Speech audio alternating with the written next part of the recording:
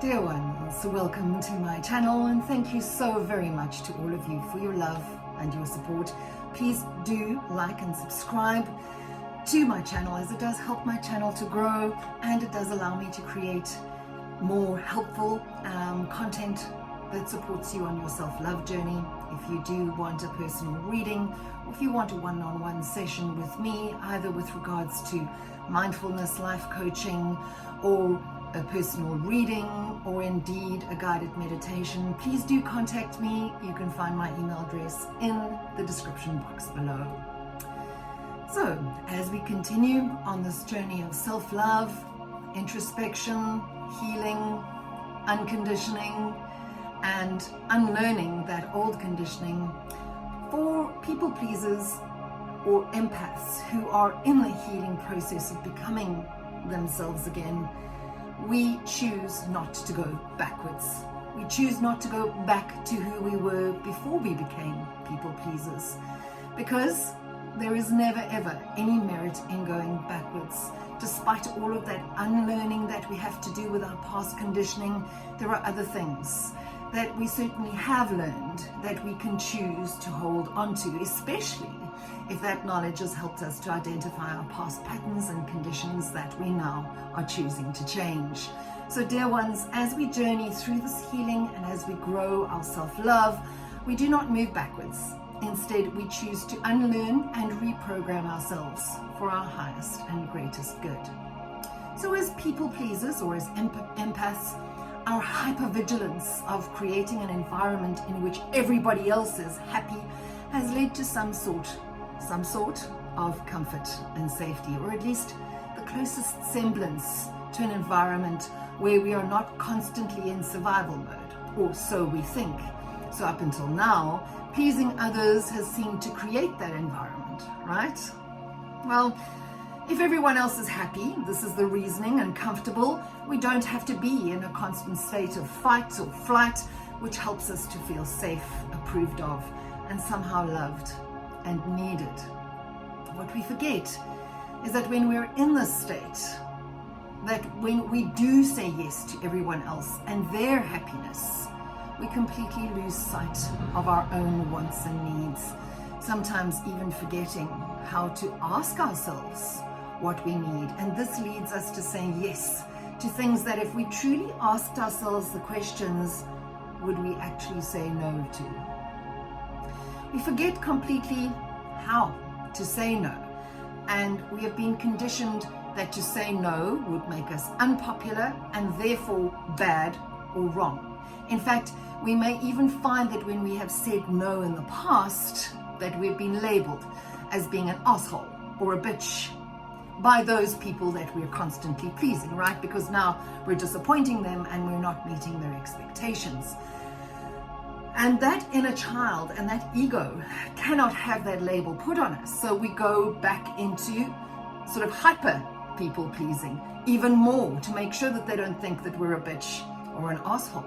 So saying yes to everything. And then that means that when we wipe our eyes out, we are left with no boundaries whatsoever. We find ourselves walked all over, we find ourselves disrespected, we find ourselves unheard, not taken seriously, and the rest. And then our inner child throws tantrums because we know that we innately are valuable individuals and that what we do for others is actually valuable, because others are so used to this, they completely take us for granted, letting us shoulder their burdens entirely because they know that no matter what, we will take care of it so that they are comfortable, even if that means that we are not. So always remember that those who put themselves into uncomfortable situations often did that all by themselves, and that it is not up to us to ride in, to swoop in on a white horse on a gorgeous steed, right, the knight in shining armor, rescuing the damsel in distress, to take them away to a place that problems don't exist. We have a right to be here. We have a right to have, which means that we do not need to continue to sacrifice ourselves for the comfort of others just because other people really should be dealing with their own problems and situations instead of moving that responsibility onto somebody else. Other people are unhappy because of their own choices, those choices that they have made in their lives, and they have been unable to rectify every real or even imagined difficulty. And not because you have failed in any way to please them, but because they have chosen to not make any changes themselves.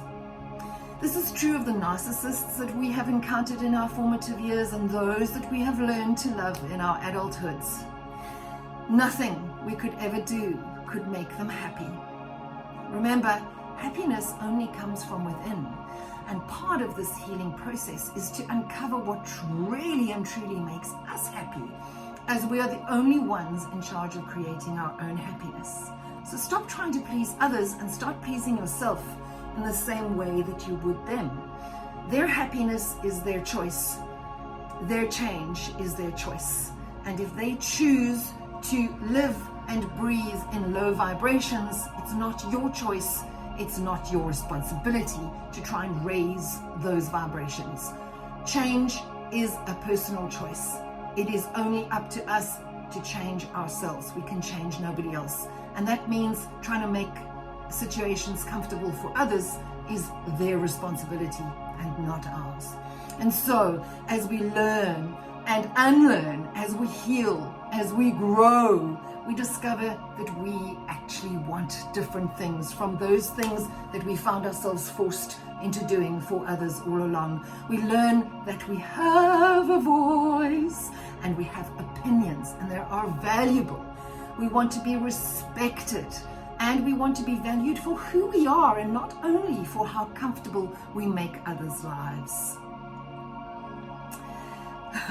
So very, very important to understand that when we have denied our own needs for so very, very long, it may be very difficult to know or to uncover what our own needs really and truly are, and how then, once we've uncovered what they are, to communicate them to others.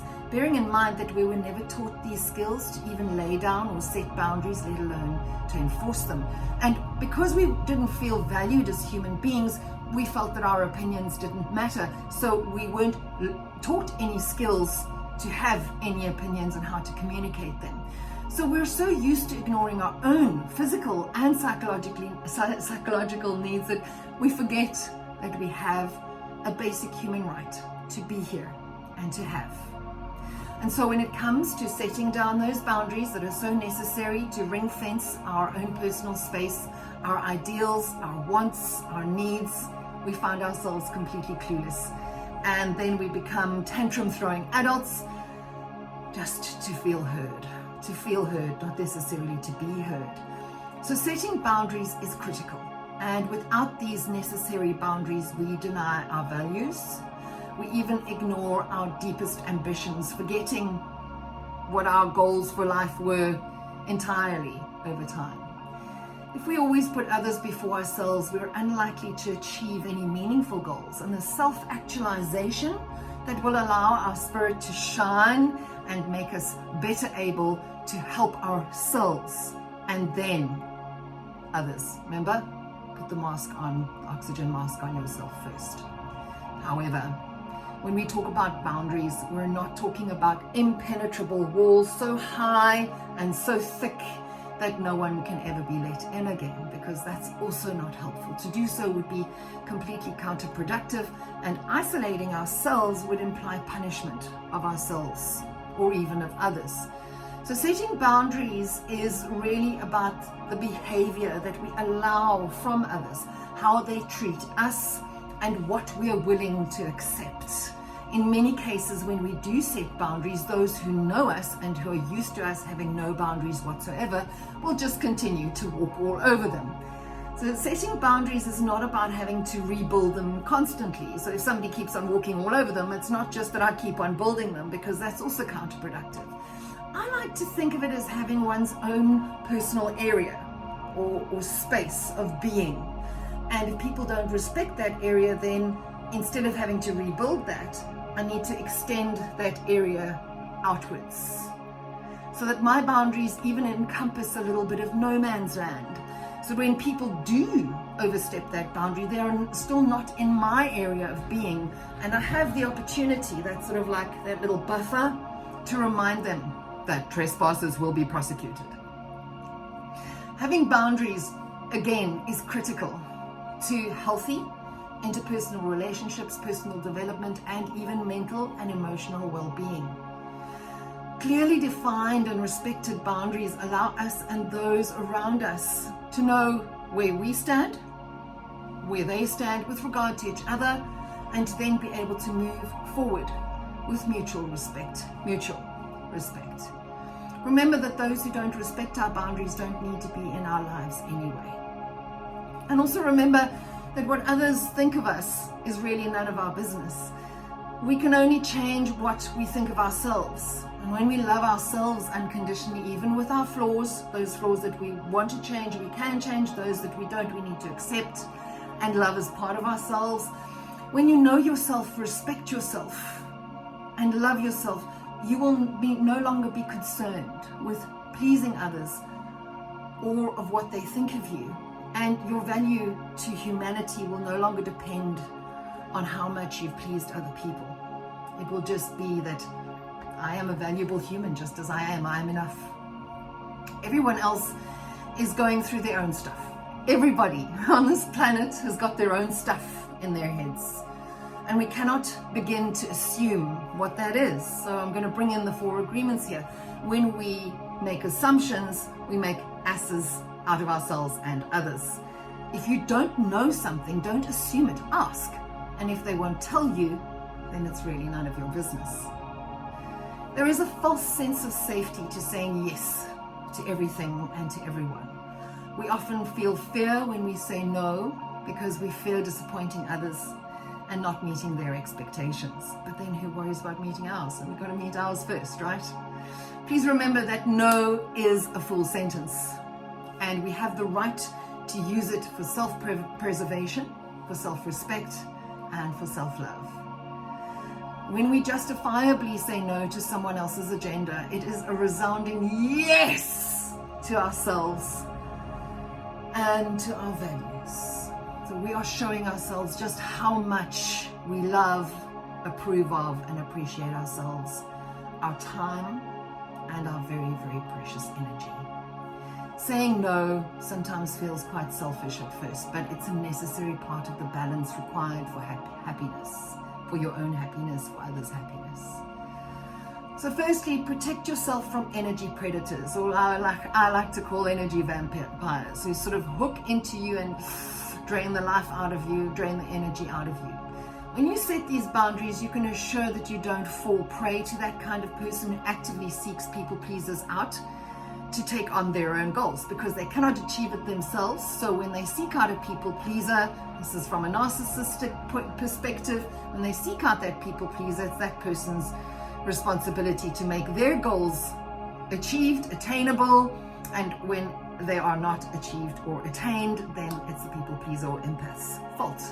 So by maintaining your boundaries, you carry out your work, you focus on your own projects, and you put energy into fulfilling your own destiny. And this also creates fairer environments. If someone is taking advantage of your people-pleasing trait, it's critical to hold your ground. If having done this, you do not receive the respect you deserve, it's really time to walk away, but on your terms. Standing up for yourself in this way can have a positive effect on everyone around you.